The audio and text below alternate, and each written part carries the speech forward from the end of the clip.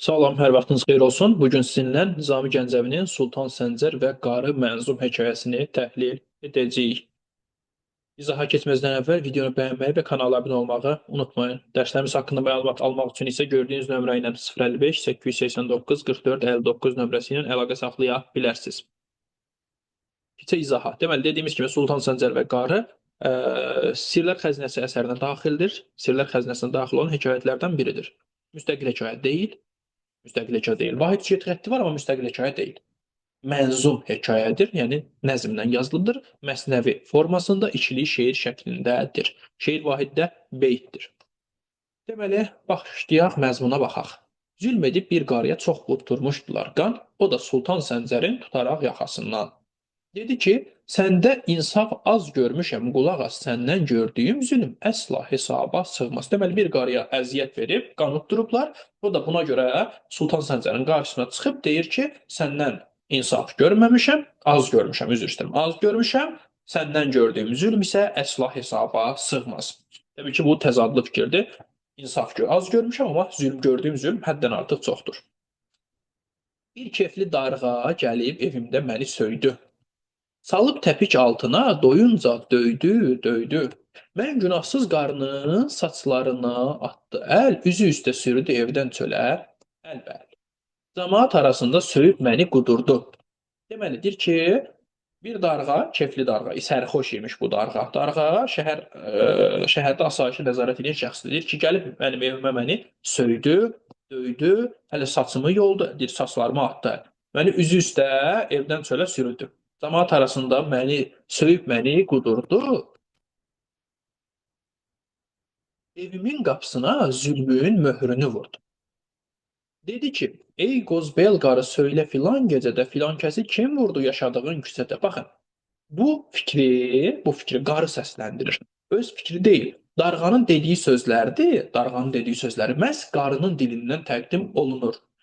Ey qozbel qarı söylə filan gecədə filan kəsi kim vurdu yaşadığın küçədə? Deməli, darğa nə üçün gəlibdi bunun evini axtarır? Bunun evini ona görə axtarır ki, yaşadığı küçədə kimisə öldürüblər və düşünür ki, qarı gizlədibdi həmin şəxsi. Bir evimi çox axtardı, qatil hardadır deyə. Ey padşah, bu həqarət sığarmı yerə göyə? Deməli, qatili darğa məhz qarının evində axtarır. Və bunu da qarı özünə həqarət sayır.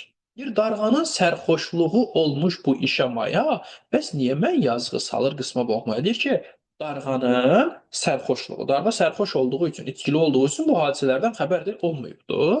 Amma gəlib günahını məndə axtarır. Məni niyə qismə boğmaya salır? Vilayəti soyarkən padşahın adamları cinayətkar olarmı bunda məgər bir qarı? Deməli, padşaha deyir ki, sənin adamların soyğunçudur, vilayəti soyurlar. Amma məni soyğunçu çıxarırsınız siz.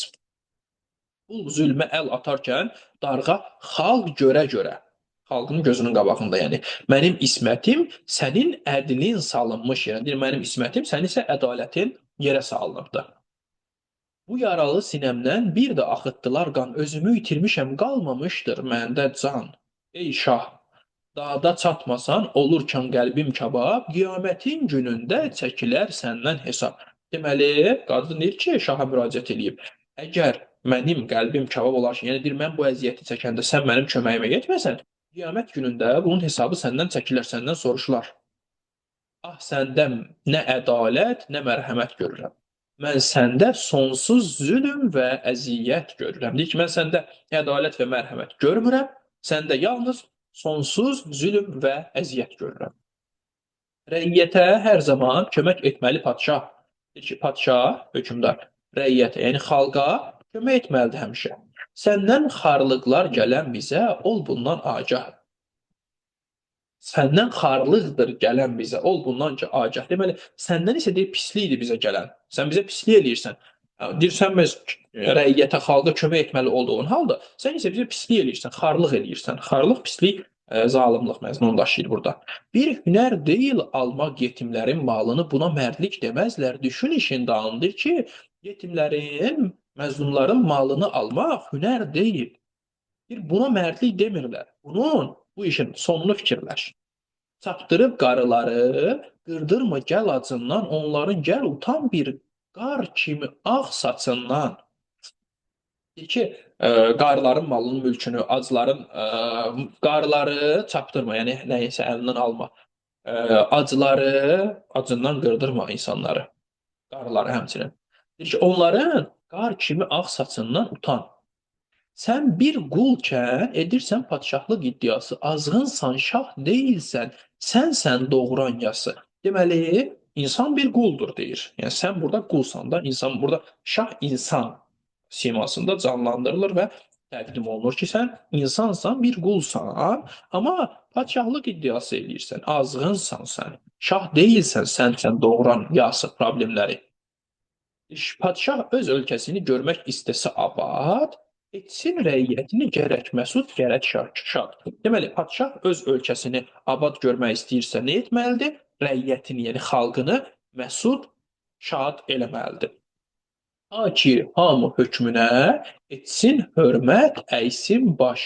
Könüllər onu bilsin, özünə bir dost, sirdaş. Deyir, əgər ki, rəiyyəti xoşbəxt eləsən, hamı onun hörmətini saxlayacaq, hamı ona baş əyəcək və könüllər, insanların könlü onu özünə düşmən yox, bir dost hesab eləyəcək, sirdaş hesab eləyəcək.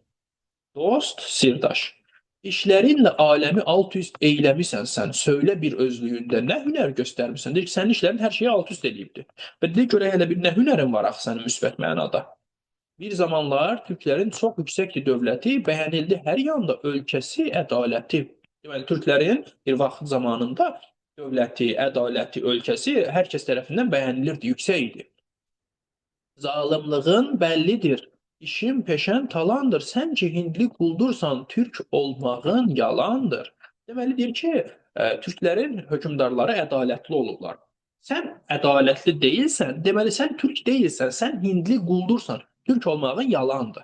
Çünki əgər türk olsaydın, sən də ədalətli olardın. Dağıldı şəhərlinin evi sənin əlinlə. Deməli, şəhərlinin başına nə gəldi? Evi dağıldı. Yəni burada qarı təkcə öz problemini dilə gətirmir, həm də şəhərlinin problemini dilə gətirir. Ardından deyir ki, əkincinin xırmanı dənsiz qaldı səninlə. Burada artıq əkincinin problemini, yəni kəndlinin də problemini dilə gətirmiş olur. Ölümün dəhşətindən qorxub bir hesab apar, növbə sənə də çatar, əlini eylə hasar. Deyir ki, ölümün dəhşətindən qorxmalısan, hesabını apar və düşün ki, növbə sənə də çatacaq. Və əlini eylə hasar, artıq burada əlini eylə hasar, yəni yaxşı işlər gör, müsbət mənada işlənən bir fikirdir ki, yaxşı işlər gör ki, bir hasar çəkəsən mənfi mənalara, mənfi işlərə. Ədalət çırağındır yolunda, olma naşı. Yəni burada hökmdar anlayışına fikir bildirilib ki, hökmdarın çırağı ədalət olmalıdır. Naşı olma. Bu günündür sabahın ən mehriban yoldaşı. Deməli, sabahın ən mehriban yoldaşı bu gündür. Nə deməkdir bu? Yəni sən bu gün hansı addımları atırsansa, sabah da etdiklərinin nəticəsini görəcəksən. Yəni nə tökərsən aşına, o da çıxar qarşına və ya qaşığına. Qarıları sözünlə şad et, sevdir özünü. Sən bu qoca qarının unutma gəl sözünü. Çəkin, çarəsizlərin dağıtma var yoxunu. Çarəsizlərin dağıtma var yoxunu. Bəlkə o qəmlilərin yeməyəsən oxunu. Sən ki bir bucağa ox atırsan bu qədər, hər bir bucağa ox atırsan bu qədər, acların qarğışından söylə qafilsən məgər. Deyir ki, sən ki bu qədər pis əməllər görürsən, axı ac insanlar sənə qarğış eləyir bu etdiyin əməllərə görə. Qafilsən, yəni deyirsən məgər xəbərsizsən bunlardan.